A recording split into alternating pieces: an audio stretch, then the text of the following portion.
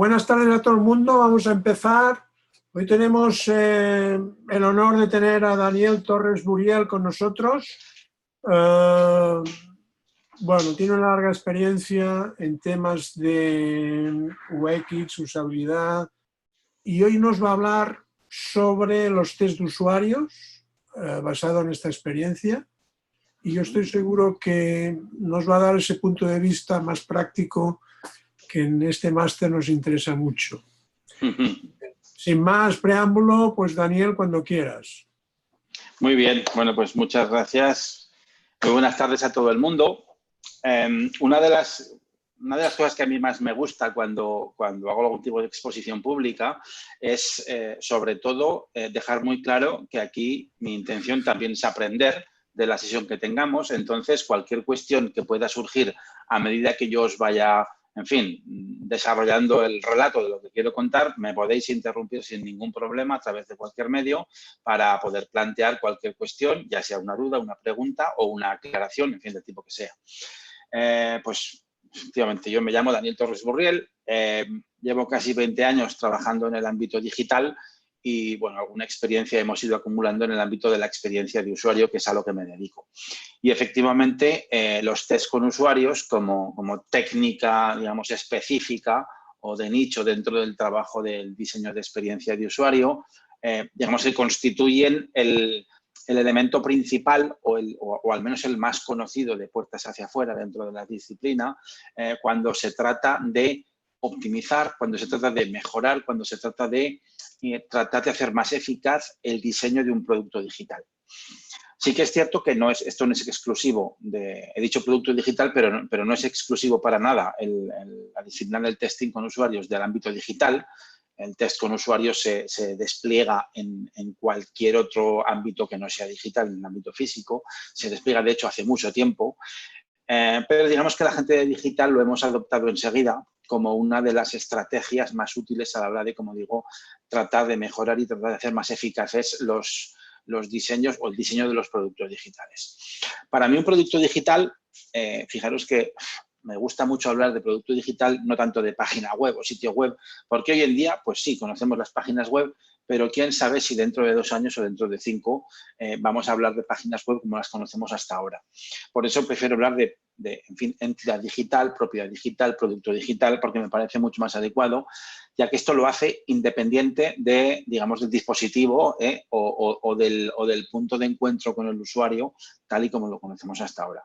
Ahora es absolutamente habitual, en fin, interactuar con productos digitales en un smartphone, en una tablet, en un ordenador de escritorio, pero empiezan a, en fin, extenderse el producto digital en un reloj, en las pulseras que nos miden, en fin, el latido del corazón y lo que andamos y lo que corremos, y pasado mañana lo vamos a tener en el espejo del baño cuando nos lavemos la cara por la mañana. ¿De acuerdo?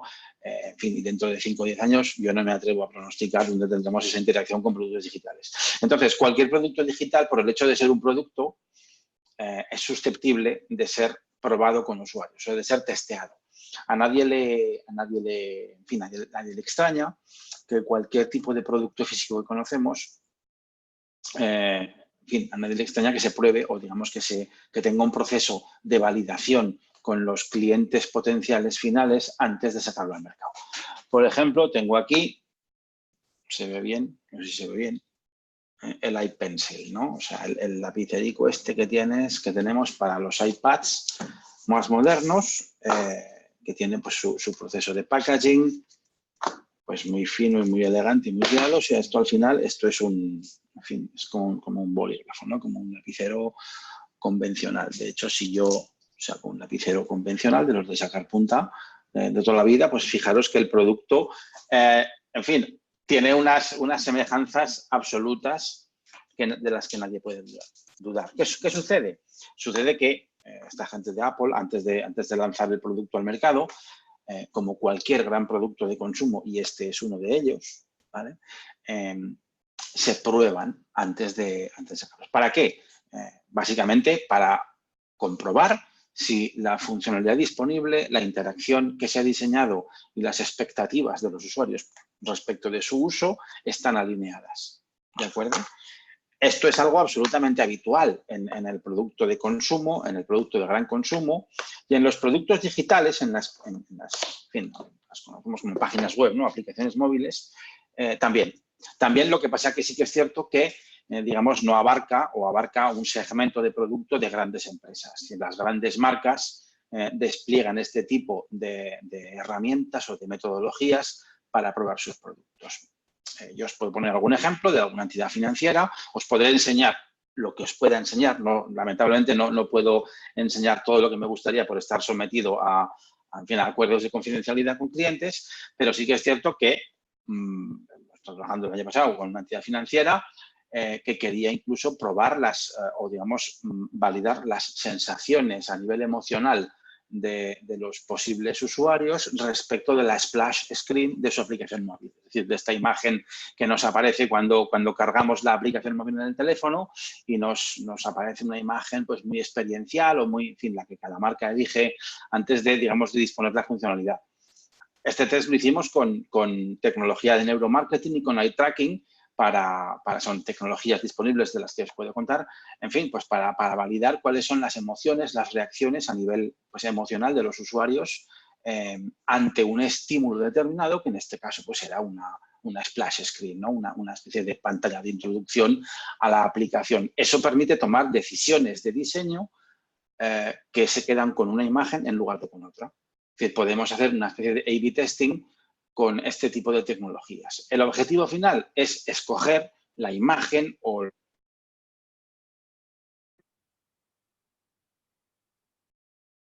diseño más adecuado en función de las expectativas o gustos de los usuarios, suponiendo que lo es, que la muestra de usuarios que utilizamos es una muestra representativa. ¿De acuerdo? Entiendo que me escucháis muy bien porque, en fin, nadie dice nada y estáis escuchando atentamente. Me parece estupendo. Bueno, entonces, digamos que el test con usuarios, digamos que pasa por una calle obligatoria y es la de hablar con usuarios. Puede parecer muy de perogrullo, ¿de acuerdo? De perogrullo, pero es que es así. Es decir, necesitamos usuarios dispuestos a participar en una serie de pruebas para poder desplegar este tipo de test, este tipo en fin, de sesiones de evaluación. Entonces, para eso, insisto, necesitamos usuarios voluntarios. Son siempre voluntarios. Usuarios a los que no les pagamos. No les pagamos con dinero, sino que les retribuimos con un detalle que suele ser en forma de, pues lo más cómodo son tarjetas regalo de Amazon o de iTunes o de, en fin, o de cualquier otro sistema, ¿de acuerdo? Pues un poco como compensación por el tiempo que nos dedican para participar en una prueba.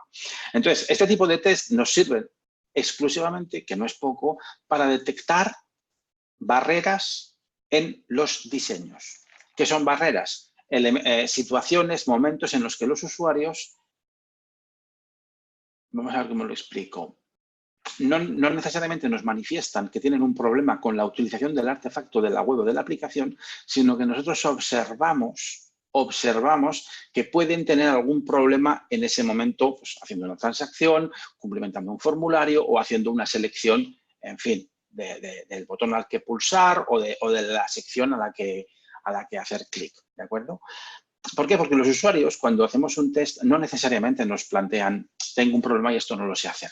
Y más en los países del sur de Europa, en los que hay, digamos, un componente de cómo voy a mostrar yo en público que algo no lo sé hacer. ¿No? Esto la experiencia nos lo dice, no es un chascarrillo, esto nos lo dice la experiencia. Bueno, pues tenemos que observar en qué momentos los usuarios no son capaces o tienen alguna dificultad para completar una tarea. Voy a buscar como veo que puedo compartir pantalla, quiero buscar un vídeo que es, en fin, lo pongo siempre que cuento alguna cuestión respecto de test con usuarios. Vamos a ver, era usabilidad. Aquí. Yo espero poder compartir la pantalla con audio, de tal manera que no nos perdamos en los detalles. Vamos a ver qué se puede compartir por aquí. Google Chrome. Compartir sonido de la computadora. Venga, perfecto.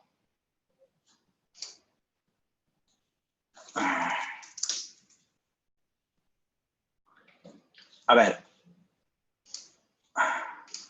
¿Veis mi pantalla? ¿Sí? Vale. Voy a darle por un momento al play para asegurarme que escuchéis el sonido y me validáis, ¿vale? Por favor. ¿Se escucha?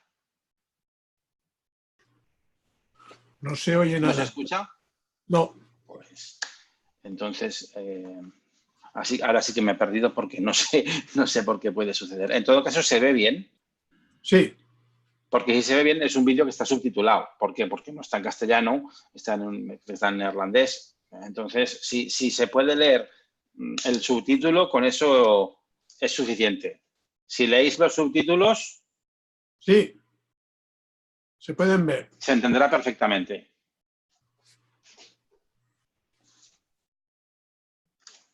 Le doy a pause. ¿Por qué? Porque quiero poneros en contexto de qué es este vídeo y por qué os lo enseño. Este vídeo lo enseño siempre que hablo de test con usuarios porque me interesa mucho que entendamos que cuando hacemos test con usuarios, lo que estamos haciendo es colocar a una persona normal, como cualquiera de nosotros, frente a un estímulo, puede ser un móvil, puede ser un tablet, puede ser un ordenador de escritorio, les colocamos delante de un estímulo para que naveguen por ahí. Les proponemos llevar a cabo una serie de tareas y entonces a ver. Sí, me piden el enlace en el chat, por supuesto que sí. Además, lo he pausado para haceros la explicación de contexto, ¿de acuerdo? Bueno, pues a los usuarios les ponemos delante de un estímulo y les proponemos una serie de tareas para que realicen. Por ejemplo, si yo estoy testeando un e-commerce de zapatos, pues probablemente al usuario le plantearé una serie de tareas que tengan que ver con hacer una selección de producto, con comparar una serie de productos, con echar al carrito una serie de productos y con realizar una transacción de compra, de devolución, de consulta, de lo que fuere, ¿de acuerdo?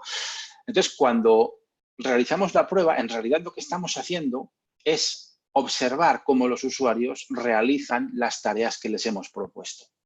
Y en esa observación es, digamos, en el momento en el que vamos a tratar de fijarnos y poner el foco en los momentos en los que los usuarios parecen sentirse perdidos, ya sea porque nos lo manifiestan explícitamente o ya sea porque lo percibimos por la comunicación no verbal que somos capaces, digamos, de detectar, ¿de acuerdo?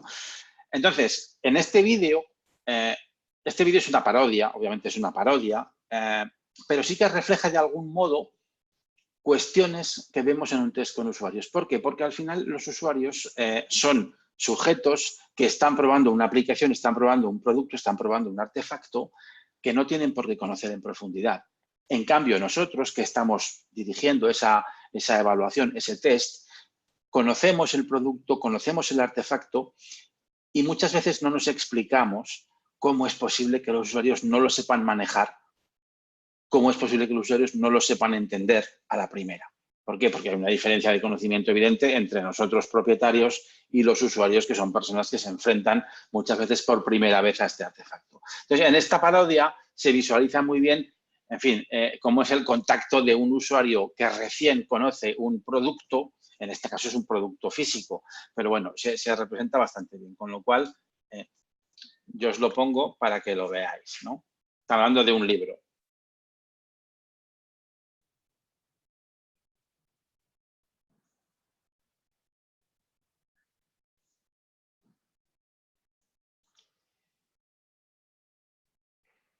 Entonces está pidiendo ayuda de escritorio y el señor pues le explica cómo se maneja el libro, ¿no? Cómo se maneja en términos de, bien, pues algo que para nosotros es habitual, como son la portada, las páginas, incluso el pasar las páginas, bueno, pues lo está aprendiendo.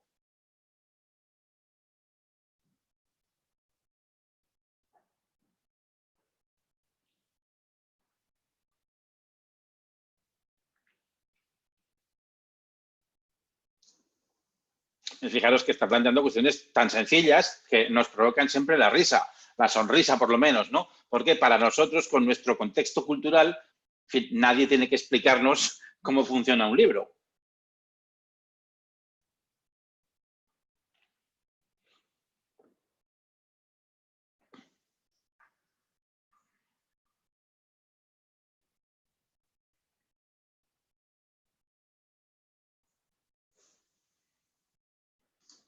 Le doy al post porque, en fin, cuando hablo de Pergamino, esto merece capítulo aparte. Este usuario parece un fraile, claro, está acostumbrado a manejar, para transmitir el conocimiento leyendo y escribiendo, está acostumbrado a su artefacto, a su producto, que es el pergamino. Y el pergamino tiene una forma de consumo determinada, tanto para escribir como para leer, como para guardar, para almacenar, para transportar, que es diferente a la de un libro. Y entonces todo lo compara en relación al pergamino y dice, con lo fácil que es el pergamino, me cuesta más tiempo dar la vuelta a las páginas de un libro. ¿Vale? Y seguimos.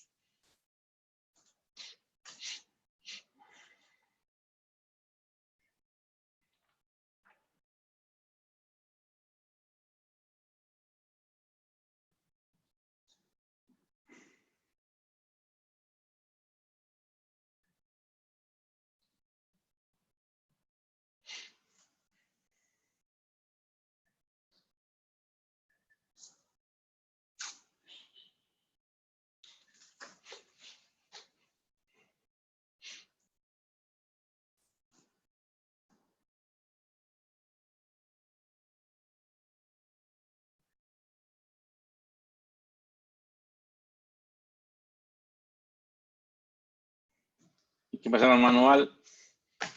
Que tuvo el mismo problema, no lo pudo manejar, ¿no? Bien, pues esto que, en fin, voy a dejar de compartir, no es necesario. En fin, esto que en principio, pues sí que es cierto que nos provoca una sonrisa siempre, es producto de ese momento en el que un usuario se enfrenta a un objeto, a un artefacto que le es desconocido o que no está excesivamente familiarizado con él. Entonces, cuando nosotros hoy, en 2018, observamos este vídeo, nos hace gracia. ¿Por qué? Porque no entendemos cómo no puedes saber manejar un libro, por Dios. Un libro tiene su lomo, su portada, su contraportada, su cubierta, sus hojas, el pasar páginas es algo, en fin, no nos planteamos cómo debe funcionar un libro. Bien, pues lo importante cuando hacemos un test con usuarios es que tenemos que ser plenamente conscientes que los usuarios que se enfrentan a un objeto, a un artefacto que es nuevo, y esto me vale para un libro o me vale para una aplicación móvil, ¿de acuerdo? Bueno, tenemos que verlo con ojos de quien está descubriéndolo todo. Y tenemos que no dar nada, por supuesto, para tratar de observar y poner el foco en esos momentos o en esas partes del proceso en los que el diseño puede suponer una barrera de utilización para los usuarios. Eso sucede. Claro, yo puedo profundizar y hablaros muchísimo sobre test con usuarios, pero no hay nada mejor que hacer un test con usuarios para poder descubrir, digamos, cuáles son los beneficios del mismo, ¿no? Como técnica. En este caso, yo no soy muy de pedir ejercicios de fe, pero os tengo que decir, creedme, porque realmente funciona así. Si tenéis oportunidad de participar, ya sea como moderadores, como espectadores, como voluntarios en un test con usuarios, para en fin, experimentar cómo es todo ese proceso, absolutamente merece la pena. Pero es una técnica que básicamente consiste en la observación. Yo siempre cuento que aprendí a hacer test con usuarios haciendo test con usuarios de guerrilla, sin infraestructura. ¿Cómo? Cogiendo a mi hermano y diciéndole, a ver, ¿cómo te registrarías en esta web?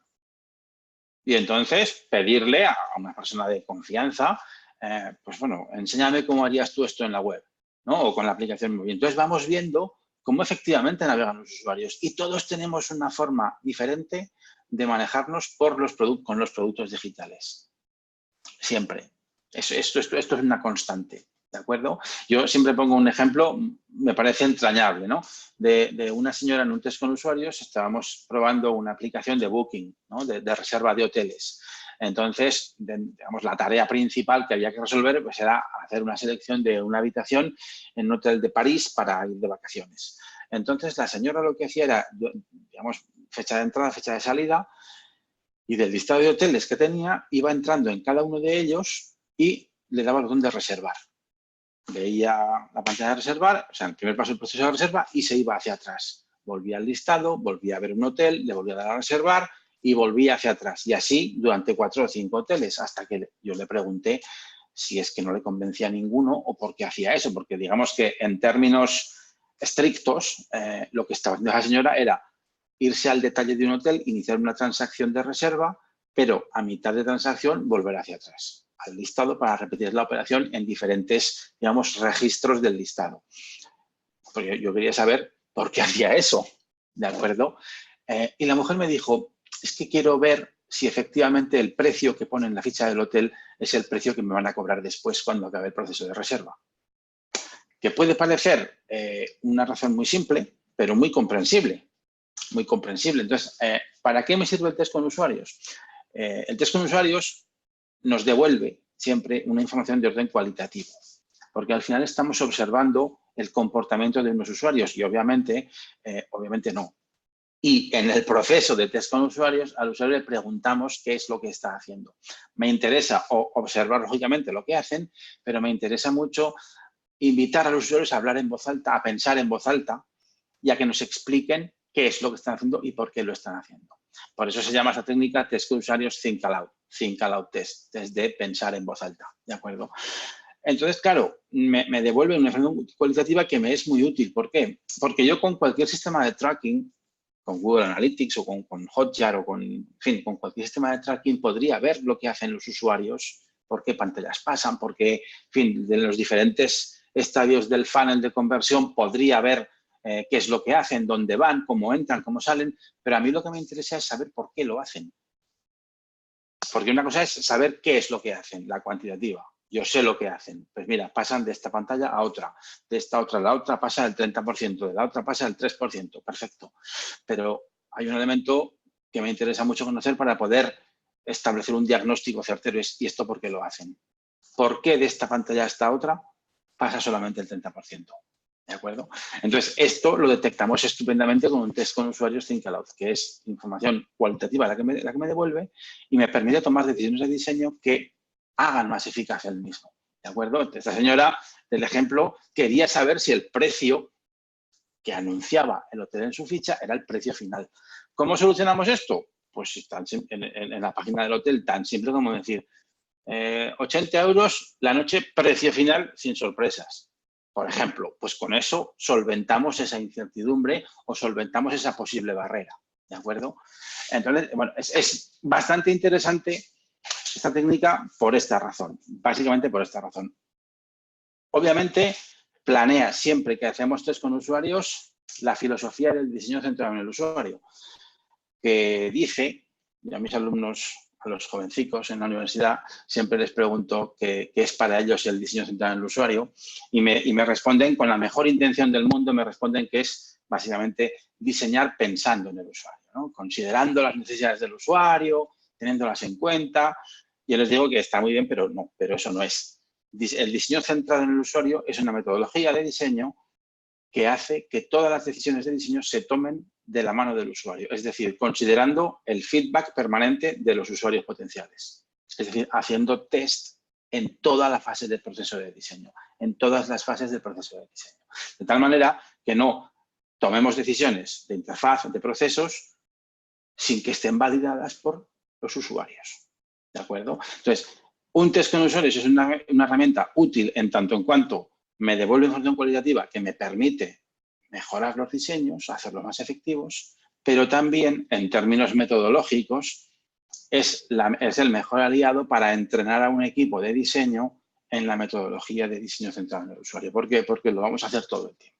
Entonces, yo quería enseñaros, porque esto sí que os lo puedo enseñar, como os lo puedo enseñar, en fin, no quiero perder la oportunidad de hacerlo. Voy a compartir la pantalla. Vamos a ver, aquí.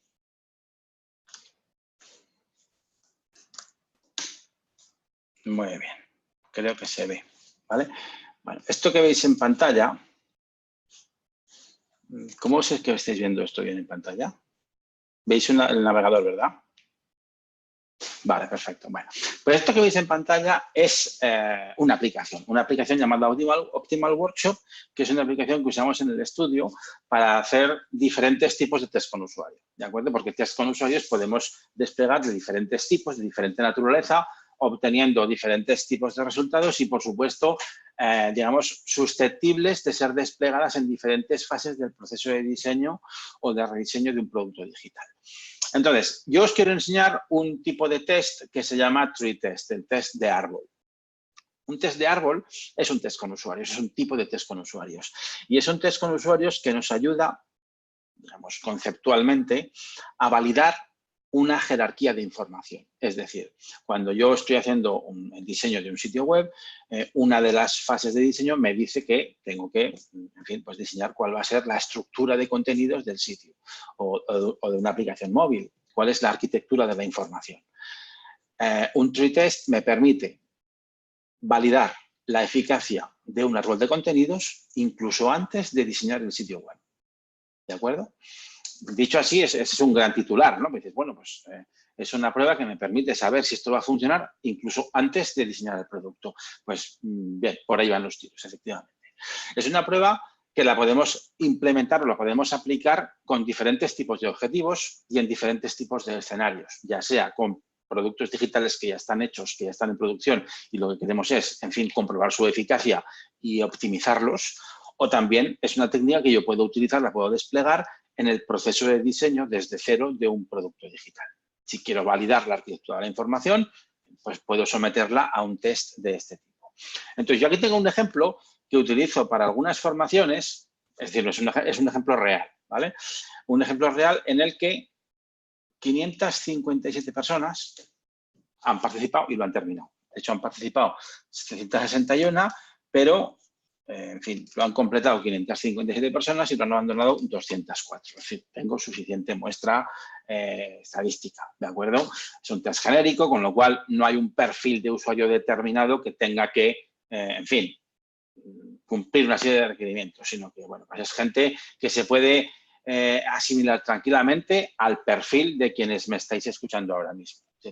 Sí que es cierto que son personas que tienen una característica y son personas con una alta cualificación tecnológica, ¿de acuerdo? Por el hecho de estar escuchándome ahora mismo, en fin, en el entorno del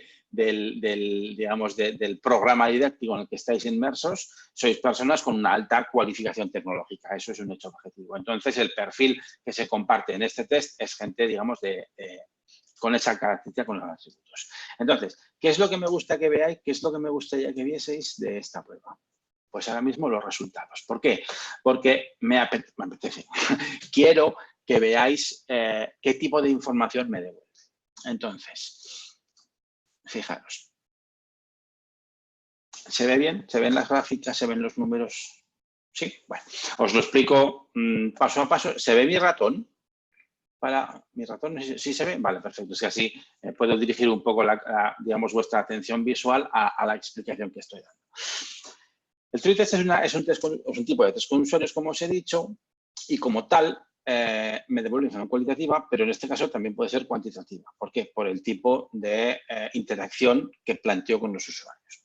Entonces, cuando yo diseño un tree test, un test de este tipo, yo necesito dos cosas. Por una parte, necesito una estructura de contenidos, la arquitectura de la información de un sitio, de un sitio web, de una aplicación, whatever. Entonces, esto lo tengo porque si lo queréis ver, yo esto lo tengo, si salgo de aquí, vamos a ver. ¿Dónde estás? Es que quiero que lo veáis.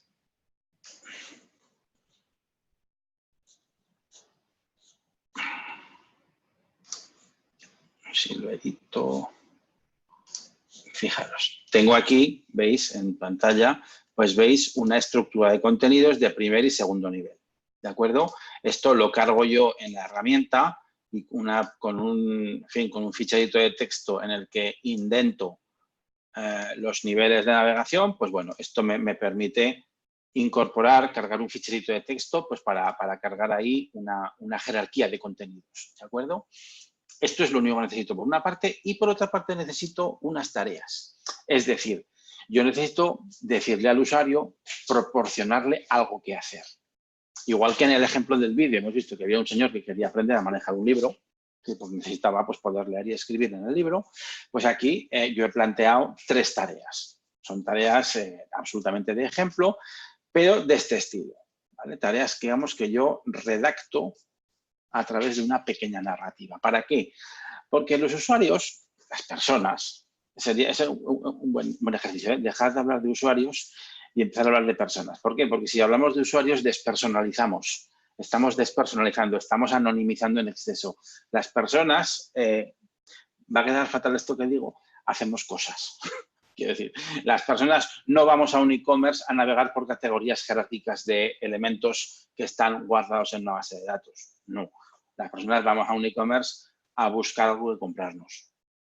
Otra cosa es que para comprarnos algo necesitemos pasar por una serie de categorías jerárquicas de elementos que son productos que se almacenan en una base de datos.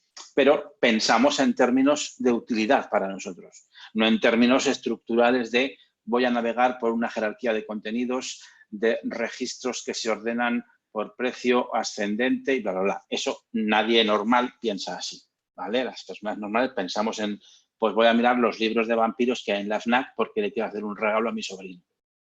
Pensamos en esos términos. Entonces, por eso, redactamos unas tareas que puedan ser, en fin, como iba a decir, verosímiles. Por ejemplo, como he conseguido los objetivos que me había marcado para este año, me voy a regalar algo. 2 puntos. Deseo comprarme un iPad.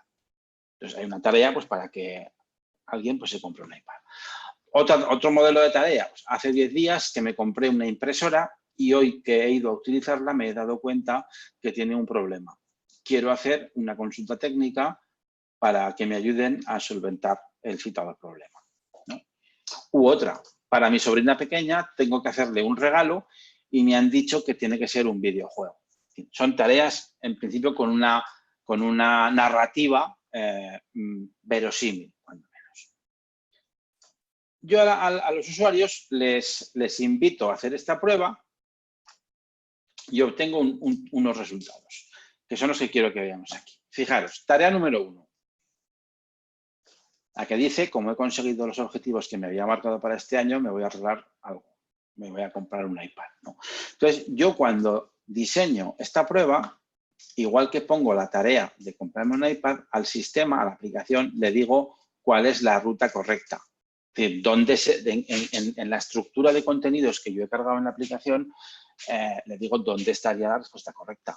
Porque, claro, el iPad me lo compro en la categoría Apple, subcategoría iPad. ¿De acuerdo? Entonces, yo indico en la aplicación cómo se solventaría correctamente la tarea. Resultados, pues lo tenemos aquí. Éxito, el 92%. Y el resto no.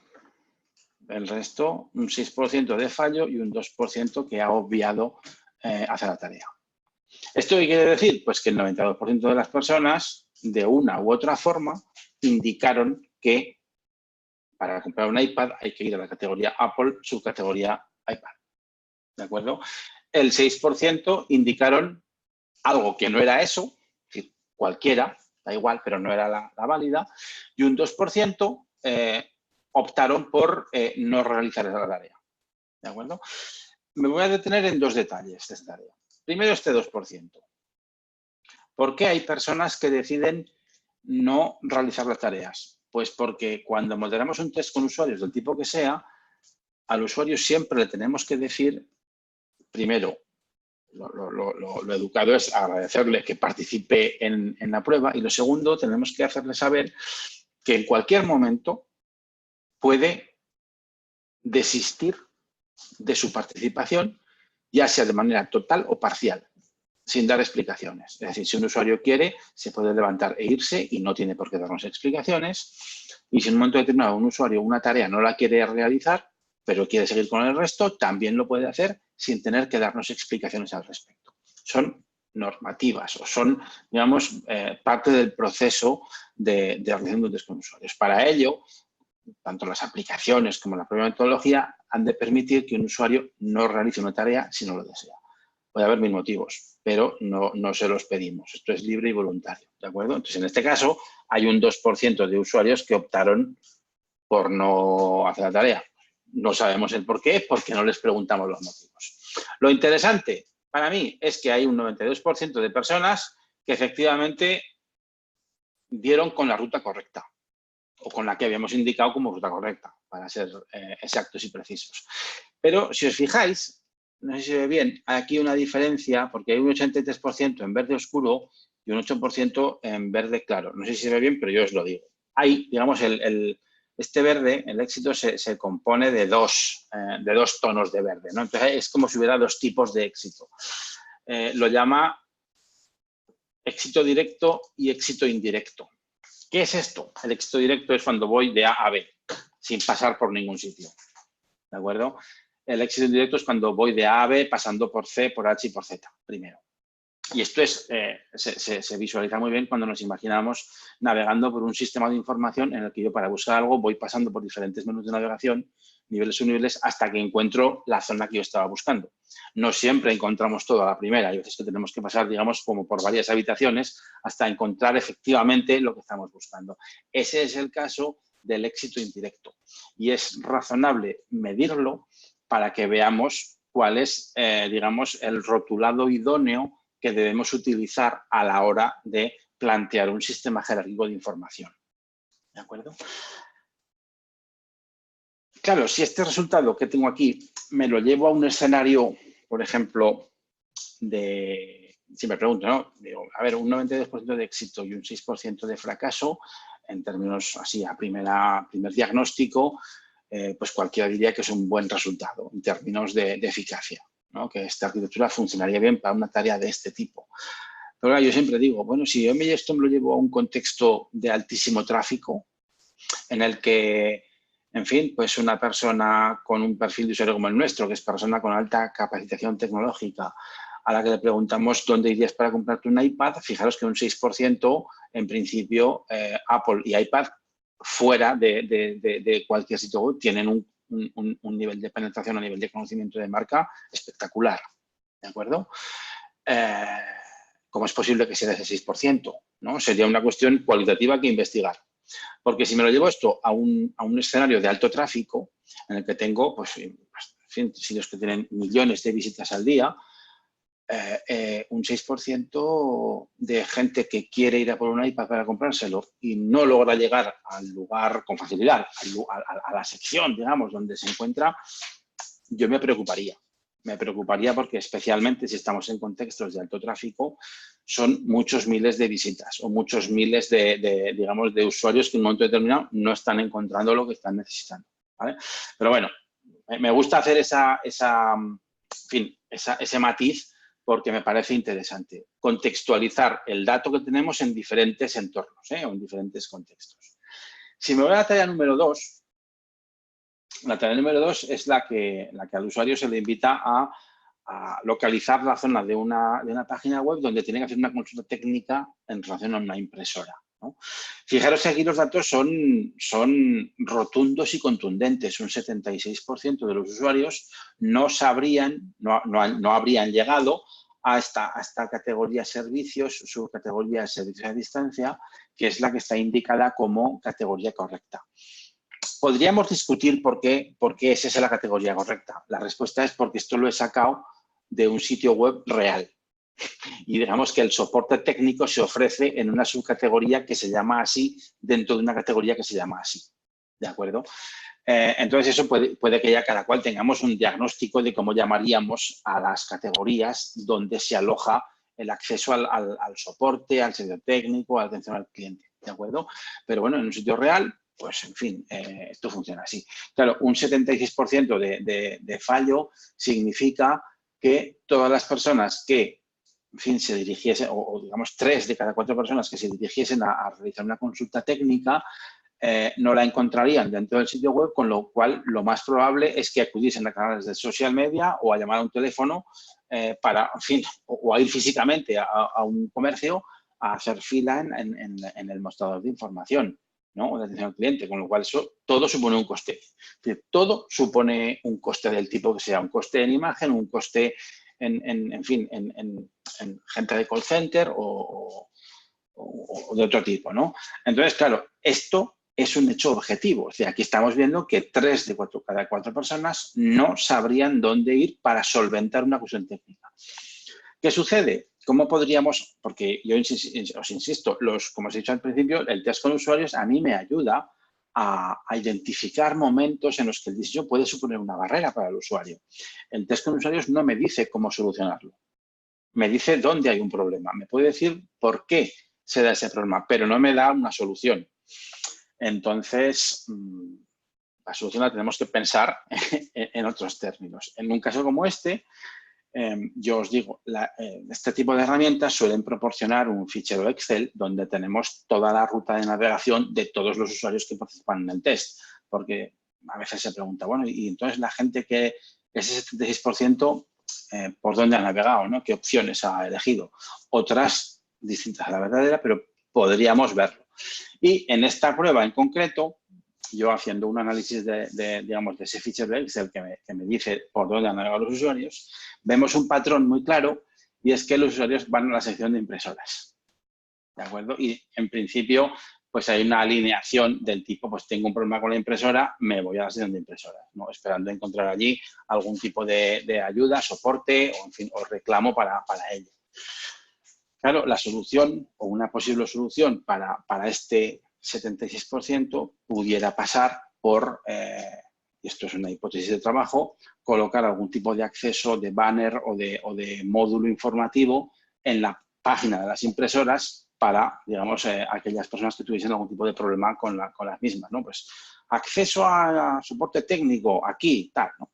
En lugar de obligar a todo el mundo a pasar por una jerarquía que a la vista de estos resultados poca gente comprende o poca gente entiende, ¿no? De hecho, pues insisto, 3 de cada 4 personas pues no acudirían al lugar oportuno, ¿no? de la jerarquía de contenidos. Y esto lo interesante es que estos son certezas. Estos son certezas, no son hipótesis, sino que esta es la comprobación de que efectivamente una jerarquía de ese tipo, con los rótulos tal y como los tenemos aquí, no funcionaría. Entonces, digamos que imaginad que esto lo desplegamos antes de realizar el diseño del sitio web y el desarrollo, pues bueno, nos estaríamos evitando, lo estaríamos haciendo muy eficaz incluso antes de construirlo, ¿vale? Con todo lo que supone de ahorro de costes, de tiempo y de desgaste del equipo, ¿de acuerdo?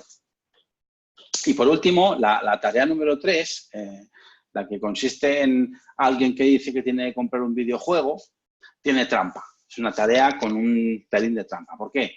Porque si os fijáis, pues bueno, hay un magnífico 91% de usuarios que efectivamente sí que serían capaces de llegar a la categoría indicada como categoría exitosa, pero fijaros que es que todas las subcategorías de la categoría consolas juegos serían categorías exitosas. ¿Por qué?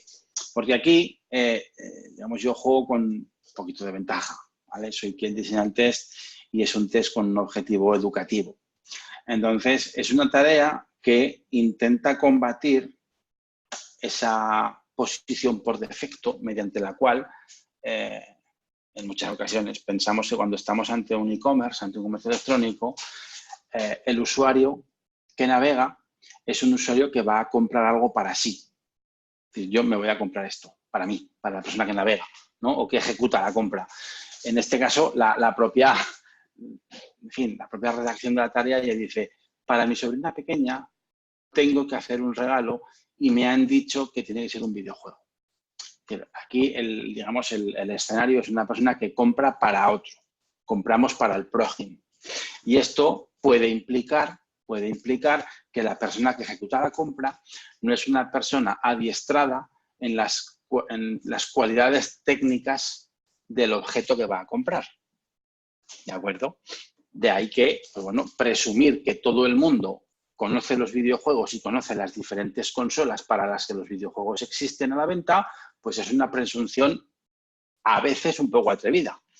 Lo podemos conocer cada cual, sí, claro, pues por supuesto, pues para la PS4. Bien, pues no todo el mundo tiene por qué conocer ese extremo, que es un extremo importante y determinante cuando compramos un videojuego, ¿de acuerdo? Pero en la dinámica de esta prueba, cuando esta prueba se hace en formato presencial, nos damos cuenta como los usuarios de manera mayoritaria dudan mucho. ¿Por qué? Porque se dan cuenta solamente cuando hacen la prueba de que en las instrucciones no tienen la indicación pertinente de, sí, un videojuego, pero ¿para qué plataforma? ¿De acuerdo? Y solamente se lo plantean cuando tienen que hacer una elección de plataformas. La anécdota es que, hasta donde yo sé, la PS2 ya no se vende. Hasta donde yo sé. Pero nadie me dice, esta consola ya no se vende. Es decir, a los usuarios que realizan esta prueba, tienen un momento de incertidumbre terrible. Luego, claro, no les queda más remedio que pulsar en alguna de estas, con lo cual casi todo el mundo acierta, ¿de acuerdo? pero digamos, me gusta mucho enseñar esta tarea porque debemos coger los números con cautela, básicamente. El dato cuantitativo es interesantísimo, pero tenemos que ver su contexto, de dónde proviene ese dato, qué opciones tiene el usuario para llegar al dato, para producir el dato. Y en este caso, este 91% es un dato que parece excelente. Oye, pues todo el mundo sabe llegar perfectamente a comprar un videojuego y no hay ningún problema con la jerarquía de contenidos. Probablemente no lo haya, pero es interesante ver cómo se llega a este dato, ¿vale? Porque el contexto modifica o condiciona, mejor dicho, absolutamente, en fin, el dato que tenemos a nuestra disposición. Hasta este punto, ¿hay alguna pregunta, comentario, duda o espacio de algún tipo de dificultad? No, de momento no, pero tendríamos que ir ya acabando para, Sí, estoy con un ojo en el reloj. Para dar, digamos, en fin, para dar la palabra final para que hagan las preguntas al final. Pues, en fin, yo estoy aquí para contestar cualquier duda que pueda haber, así que sentidos absolutamente libres. Yo sí puedes mostrar simplemente la parte, no sé si me la he perdido, no sé si la has mostrado o no, la parte del usuario, es decir, cuando el usuario hace el test. Voy. Me imagino que será un tree chart o algo de esto, pero para poder verlo. La tenéis aquí, ¿vale? Entonces, lo que voy a hacer, como esto al final es una URL y lo que se comparte es una URL, sí que además me viene muy bien tu pregunta para hacer una apreciación que no he hecho al principio. Este tipo de prueba está en concreto, el tree test, al realizar esta prueba con una herramienta que al final esto es un navegador, es una URL lo que se comparte, me permite desplegar esta prueba en remoto y en presencial, ¿de acuerdo? Entonces yo os voy a, si lo encuentro aquí en el chat otra vez, sí. No, invitar no. A ver, chatear. Os voy a compartir la URL de esta prueba, cualquiera la podéis experimentar por vuestra cuenta, ¿vale? Ahora que ya habéis visto los resultados, ya lo sabéis, pero bueno, os lo enseño. El usuario lo que ve es esto. El usuario ve una pantalla cuando clica en la URL que le llega, donde le damos la bienvenida, le damos las gracias y básicamente le damos unas instrucciones de cómo tiene que, en fin, desenvolverse en la prueba y lo que ve son las 3 tareas. ¿Veis? Arriba, tarea 1 de 3, le damos o le aparece el enunciado de la tarea que tiene que desarrollar. Entonces, cuando la inicia, lo que ve es una jerarquía de contenidos, la que yo he cargado previamente en la aplicación. Jerarquía que tiene, en fin, 2 niveles. Primer nivel y segundo nivel, ¿no? Yo puedo ir navegando y puedo ir viendo, a ver, esta tarea de la sobrina del regalo, ¿dónde podría yo resolverla? En ebooks, no. En material de oficina, imaginaos que me equivoco, digo, pues mira, esto es en máquinas de oficina. Entonces, mira, lo encontraría aquí. Pues clico y así le digo al sistema, aquí encontraría yo, en fin, resolvería yo la tarea que me están planteando, ¿vale? Así con las 3 tareas. A ver, preguntáis, en algunos artículos se plantea que el test con usuarios laboratorios se utilizan cada vez menos. ¿Qué sabes de esto? En fin, claro, le preguntas sobre hierro a un herrero. Yo no tengo esa percepción, no tengo la, claro, en fin, yo a lo mejor tengo un sesgo, porque nosotros nos dedicamos exclusivamente al tema de testing. Yo no tengo esa percepción de que los tests en laboratorio se utilicen cada vez menos. De hecho, a ver, quiero ser preciso y honesto. Yo no tengo la percepción de que se utilicen cada vez menos. Otra cosa es que sí que es cierto que los tests en remoto han proliferado, se han desarrollado bastante en los últimos tiempos. Y eso es un hecho objetivo también, ¿de acuerdo? Yo no tengo claro que eso signifique que el test en laboratorio digamos, se utilice menos. Nosotros trabajamos, en fin, nosotros estamos en Zaragoza, que no es precisamente una capital mundial, y trabajamos mucho el test en laboratorio, con lo cual, a mí, y por lo que yo sé, en fin, no solamente en España, sino fuera de España, nuestros partners, nosotros estamos en la UX Alliance, trabajan permanentemente test con usuarios en laboratorio. De hecho, todos tenemos nuestros laboratorios funcionando a pleno rendimiento. Otra cosa es, insisto, que el test en remoto sí que es verdad que digamos, se prodiga más. ¿Por qué? Porque la tecnología ha avanzado lo suficiente como para permitir que en diferentes dispositivos se puedan despegar test en remoto, ¿de acuerdo? Pero bueno, yo no te puedo decir que se utilice menos porque no tengo esa vivencia, ¿de acuerdo? No sé si... No, perdona, Daniel, tengo una duda en cuanto al número de usuarios para que un test sea significativo. En algunas ocasiones yo he quedado sorprendido, claro, del poco número de usuarios que a veces se usan, dependiendo del tipo de test, pero yo he quedado sorprendido porque, claro, mi tradición científica anterior, pues de alguna manera, pues me exigía como más datos, ¿no? Y entonces, no sé qué opinión tienes tú sobre esto. Yo te puedo decir, y es puro oficio profesional, utilizamos, sí que es cierto que yo cuando empecé, esto hace muchos años, ¿no? A leer sobre todos estos temas de Nielsen y en España Manchón, que un poco los que escriben sobre el tema, hablaban de 5 usuarios. La realidad me dice que 5 usuarios es un número un poco atrevido, ¿de acuerdo? Es un número un poco atrevido. Entonces, nosotros hoy en día no estamos haciendo pruebas con menos de 10 usuarios, ¿de acuerdo? Tampoco con muchos más. También te digo que no con muchos más, pero 10 usuarios por perfil, esto es lo importante, por perfil. ¿Por qué? Porque muchas veces nos quedamos en el dato, por eso decía, ojo que el dato está muy bien, pero es importante ponerlo en contexto, ¿vale? 10 usuarios por perfil. Un elemento previo al diseño de cualquier test de laboratorio es establecer cuál es el público objetivo y establecer una segmentación. Entonces, si tenemos una segmentación para una aplicación que tiene 3 tipologías de usuarios, necesitaré 10 usuarios por perfil, es decir, 30. ¿De acuerdo? No vale eso de 10, 3 para aquí, 3 para aquí, 3 para allá y el que sobra de backup. No, esto no es así, o al menos si hay un mínimo de rigor. ¿De acuerdo? Pero son siempre por perfil. Y lo interesante y lo importante es establecer contra qué perfiles o contra qué segmentos se quiere, digamos, realizar la prueba para optimizar la aplicación para esos segmentos. ¿De acuerdo? Pero nosotros, ya hablo de cliente internacional de gran consumo, nos plantean un N10 con 2 backups, esa, digamos, es la proporción casi siempre. Sí. Y yo insisto, y ahí pongo mucho foco, es por perfil, porque a veces se olvida ese por perfil y a veces también yo creo que es interesante incluso el por dispositivo. Porque si quiero probar el dispositivo móvil, para mí es un contexto diferente, ¿de acuerdo? Entonces ya hacemos por perfil y por dispositivo, empezamos a multiplicar y sale un N. Claro, el total no es el de los usuarios que pasan por laboratorio, es por segmento. Es decir, si yo quiero probar desktop y mobile, lo debo multiplicar todo por 2. A no ser que luego ves tiempo. Sacar conclusiones con los resultados de 3 usuarios y pensar, bueno, uno está mareado, otro era borracho. No. Eso no es una práctica profesional con la que yo vaya a ningún sitio. No. Con 3 usuarios, bajo ningún concepto. Muy bien, hay una pregunta en el chat sobre presencial y remoto.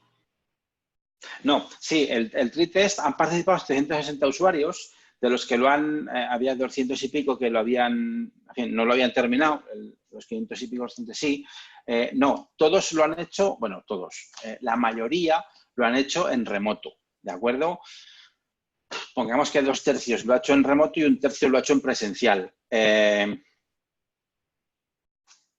La pregunta es, ¿se debe hacer la mitad en remoto y presencial? Pues nunca lo he hecho. Yo nunca he practicado esa prueba así. ¿Cuándo diferencio presencial y remoto? Básicamente, cuando tengo base de datos. Para hacerlo en remoto, lo hago en remoto.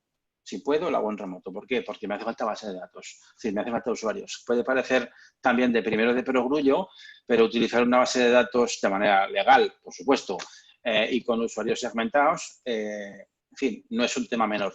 Es un tema que el cliente lo debe proporcionar o la captación debe hacerse con un presupuesto importante, ¿de acuerdo? Porque la captación de usuarios, pues en fin, nosotros normalmente la profesionalizamos y se externaliza en empresas especializadas en captación de usuarios. Claro, hacer una captación para un test remoto dispara el presupuesto absolutamente, tanto a nivel de captación como a nivel de retribución, ¿no? O de gratificación. Con lo cual, nosotros cuando trabajamos, la recomendación, lo que hacemos nosotros es trabajar el remoto con bases de datos del cliente, de tal manera que el email lo manda el cliente, porque legalmente es quien está capacitado para ello. Una agencia no podría tener legalmente esa base de datos, a no ser que hubiese una serie de permisos documentados adecuadamente, y hoy en día con la GPRD no tengo claro si eso sería posible, así tan sencillamente, ¿vale? Que es un tema que habría que considerar, y el resto lo hacemos se hace en presencial. ¿Por qué se diferencia? Yo sí puedo enviar 20.000 emails para que, en fin, 1.200 personas me contesten, siempre voy a querer eso. ¿Por qué? Porque tengo más, en fin, tengo más muestra. ¿Me voy a perder la parte cualitativa? Pues sí, pero bueno, siempre le podemos añadir a un pretest, le podemos añadir un cuestionario final para tratar de que de que cuantos más usuarios me cuenten alguna parte cualitativa, mejor, y ya está. Y luego, si lo hacemos en presencial, obviamente yo tengo siempre dos objetivos. Uno, recoger la parte cualitativa mientras hago el test, y dos, asegurarme de que al laboratorio vienen 1 o 2 personas del cliente para ver el test, porque es la mejor forma de evangelizar. Que el cliente vea con sus propios ojos lo que sucede con su producto cuando los usuarios se enfrentan a él. Eso es, en fin, como dicen en el blog, mano de santo, siempre funciona. ¿Puedo hacer una última pregunta? Por supuesto. Por mí, encantado. Pues, Daniel, una pregunta que surgió en el webinar pasado, que para mí es la pregunta del millón, y que tiene que ver precisamente con el dinero, con cuánto cuesta. Pero te quería preguntar, bueno, si me puedes hablar de cifras concretas, mejor. No sé hasta qué punto querrás hacerlo, pero ¿cuál es digamos, el criterio que se utiliza para a la hora de cobrar? Supongo que por el número de usuarios, número de horas, no lo sé. Y otra pregunta que también, bueno, no tiene mucho, o sea, tiene relación. Has estado hablando que con la mayoría de empresas, al menos has dado a entender que la mayoría de empresas con las que trabajáis son grandes empresas.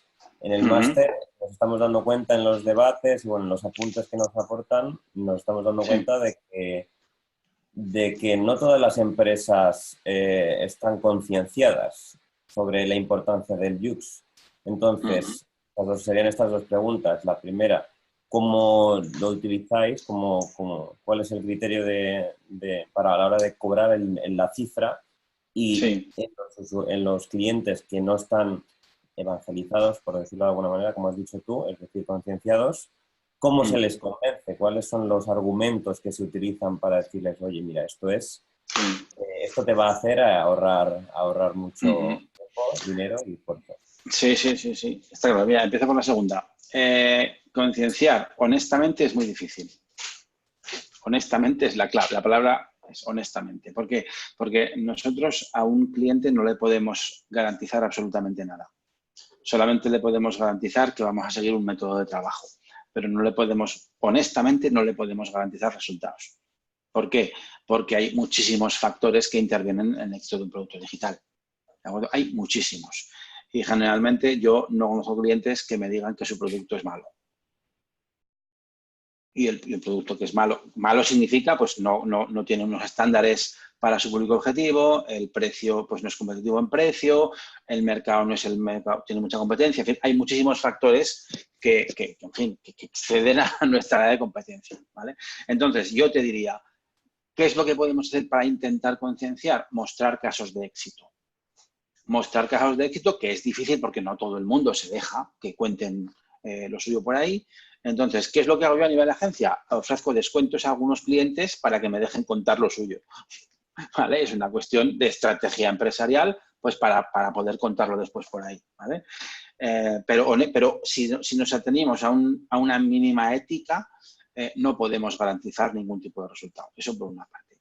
Y luego, por la parte del presupuesto, es muy sencillo, es una cuestión de números, ¿eh? Por una parte está la captación y por otra parte está el expertise del equipo. Entonces, la captación, las empresas de estudios de mercado tienen unos precios absolutamente transparentes. Llamamos, preguntamos y tenemos desde 40 euros hasta 90, 100 o 110 en función, por usuario, en función del perfil que estamos pidiendo.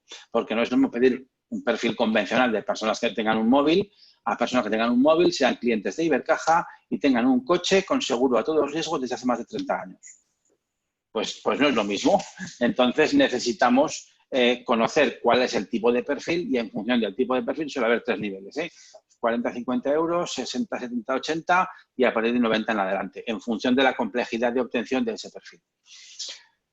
La gratificación al usuario va en relación al coste de captación, es decir, hay que añadir una especie, pues, yo te diría en torno al 60% adicional en gratificación, ¿de acuerdo? Pero estos son números profesionalizadamente. Y luego está el expertise de la agencia o de las personas que hacen el test. Yo te puedo decir que nosotros utilizamos 3 personas para hacer un test, ¿vale? Mínimo 3 personas. ¿Por qué? Porque yo necesito una persona que modere los tests en campo, quiero decir, el día de la prueba, hay una persona que modera los tests, otra persona que toma notas, note taker, y otra persona que hace la bienvenida, la recepción y la despedida de los usuarios, con todo lo que tiene que ver de firma documental, aceptación de privacidades, en fin, todo ese tipo de liturgia, ¿de acuerdo? En la previa hay que hacer un diseño de tareas, hay que validar las tareas, hay que preparar todos los materiales y en la post, pues bueno, hay un informe que puede ser un informe, un top-line report que llamamos, que es un informe rápido, digamos, de las 5 o 6 conclusiones que sacamos del test, o un full report que contiene highlights de vídeos, pues, en fin, vídeos, cortes de vídeo, donde se vea, donde se vea visualmente que lo que decimos en el reporte ha sucedido pues con este usuario, con el otro, en fin, para que no haya para dar una traza completa, ¿no? Entonces, eso puede irte pues, desde los 4.000 euros hasta los 12.000 o hasta los 16.000, depende del tiempo de trabajo, es una cuestión de horas y perfiles, pues en fin, no es un perfil, digamos, de baja cualificación, ¿vale? Pero bueno, hay odio dar respuesta de consultor con el depende, pero francamente depende un poco del tipo de entregable que te pidan. Pero bueno, pues si quieres poner una media, pues en torno a 6.000 o 7.000 euros sería una cifra, pues en fin, de normal para entendernos, pero insisto, dale por arriba todo lo que quieras y por abajo no tanto. Muy bien, muchas gracias. Rápidamente, como no tenemos tiempo, si me puedes nombrar algún ejemplo de éxito para que nosotros googleemos ahí un poco. Tenemos en la web del estudio tenemos 3. En la web del estudio torresburriel.com. Espera. Sí, la conozco. Sí, pues ya está. Pues ahí hemos publicado, hay una sección de case studies. Uno de ellos es un test con usuarios que hicimos para el Ayuntamiento de Madrid del portal de participación ciudadana decide.madrid.es y ahí se explica cómo lo hicimos, lo que hicimos. Hemos contado lo que nos han dejado, obviamente. Pero bueno, es un caso público que tenemos en la web. Muy bien, muchas gracias. Muy bien, a vosotros. Hay una última pregunta aquí en el chat sobre el regalo y no dinero, etcétera. Vale, está muy bien, es muy pertinente la pregunta. Se les compensa básicamente por el tiempo que utilizan para ayudarnos, ¿de acuerdo? Pues hay un desplazamiento hacia el lugar del laboratorio, hay unos 30-40 minutos de test, en fin, pues por esa molestia, por ese motivo se les compensa. No se les compensa con dinero en metálico, primero porque hay una cuestión que depende de las haciendas y del mundo de las empresas, y es que sería muy difícil de justificar esa salida de dinero. ¿De acuerdo? Ese es un primer motivo.